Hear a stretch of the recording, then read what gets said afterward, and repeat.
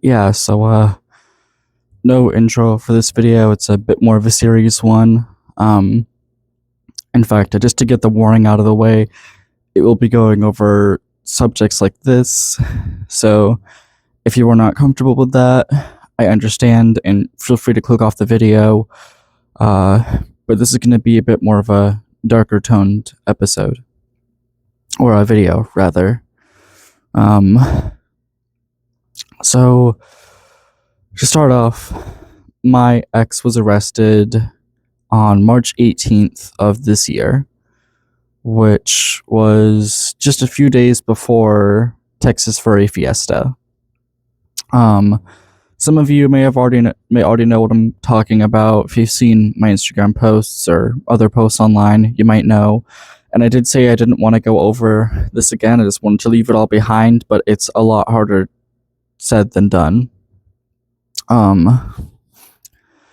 So at first, I didn't know why he was arrested. I had no idea. My friends didn't know either. They were all with me at TFF.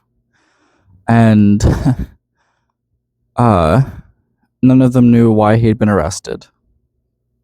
And out of curiosity, I was trying to think of his name, so maybe I could look up why he was arrested. No, he had told me before that he had been arrested for beating someone up for protecting someone. So I thought it was just another case of him beating someone up, but it wasn't. Day 1 or 2 of TFF, I honestly can't remember which day it was. It was day 1 of TFF, I'm sure. I was thinking of his name, and I just happened to look it up on Facebook. It took me a while to remember his name because he had a few aliases, but I found it. And what I saw, it genuinely still fucks with me, for lack of a better word.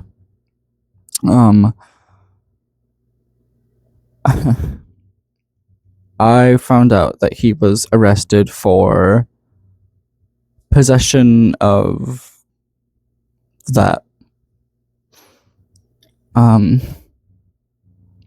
And I had to do a double take on that. And at first, it felt like a dream. It felt so surreal, like it didn't actually happen. But I looked him up on the police records, and it showed that he was indeed arrested. It was real. And that's something that I still struggle with to this day. I want to find someone new, but I'm scared to because I don't want it to be a repeat of that guy. And it scares me. It messes with you. Something like that, you can't just get over in a matter of a few days or a few weeks or even a month. At least not in my case. It still affects me. It still haunts me. And I don't really know how to go about processing that or really how to properly move past it. You can just say, oh, just don't think about it too much, but it's not easy to do when you've known this guy for over a year, you dated him for quite a few months, and you find this out. I did break up with him before I found that out, like way before I found that out, but that doesn't really matter. It's the fact that I even dated him to begin with is what messes me up.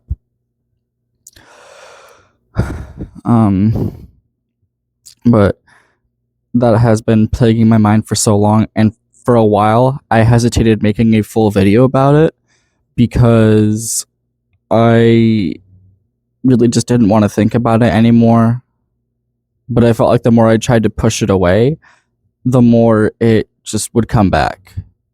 And so I thought, finally, I'll just make a video on it, get that out of the way.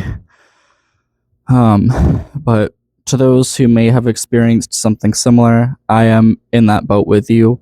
We process things differently, I'm sure, but it's still the same premise of your partner was arrested for that, and that's not something that you can just easily get over. Um, and it really sucks a lot. Uh, just knowing this guy outside of jail or prison, and now knowing where he's at, and the whole time behind the scenes he was doing that. I did have some suspicions that he might be doing something like that, or something involving minors, but I really had no evidence to go based off of. It was just suspicion. And that's one of the reasons I left him. The other was he was just a complete asshole, but that was definitely one of the bigger reasons. And I had no proof. I couldn't get proof. People who were saying, why didn't you just look through his phone? I couldn't at all. I gave him my phone password so he could look through it anytime, and he gave me his phone password, but anytime I tried to look through his phone or wanted to, I'd be shut down. And people who were saying, oh, when he's asleep, grab it, it's not that easy either. I tried that, and pretty much every time when he was sleeping, I tried to grab it, he would just magically wake up. I don't know what kind of bullshit that is, but every single time that happened. And most of the time, he fell asleep after me. He'd stay up late gaming. And I know this is a stereotypical thing to say, but he was also a pretty avid Roblox player and made quite a few friends on there. And I know that not every Roblox player is a predator. I know that. But with his situation, I can't see it as anything but that. But it still affects me to this day, knowing that I was with this guy and the whole time behind the scenes, this is what he was doing. There's a lot more to the story, but just for the sake of wanting to keep this video short and just kind of wanting to get this out of the way, that's really all I'll share for now. But I really do want to move past this. I really do. But it's really not easy to, because every time I think about getting into a new relationship, there's always that fear of, what if they're doing the same thing? What if it's just another repeat of this guy? And that haunts me. And it's going to for a while, but I really do want to do whatever it takes to move past that and to just be better in general. But yeah, I just if I didn't show his face yet, this is him. This is the guy.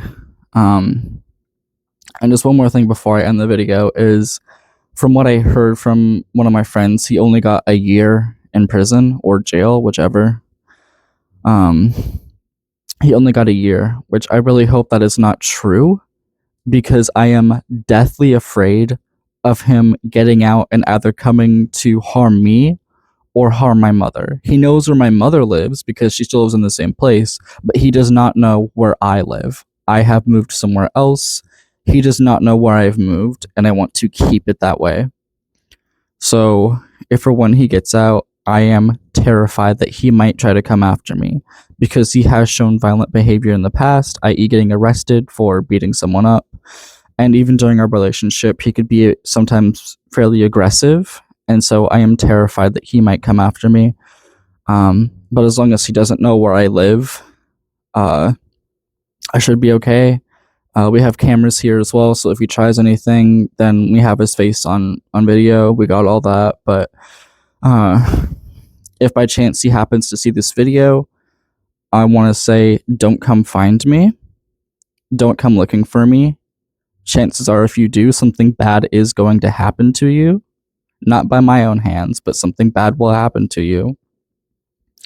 And I hope that you rot in the deepest pits of hell. I don't even believe in hell, but I hope you rot there anyway. But to the rest of you, finally getting this out there, like I said, a bit of a touchy subject, and I do apologize for that, but I just really wanted to get this out there.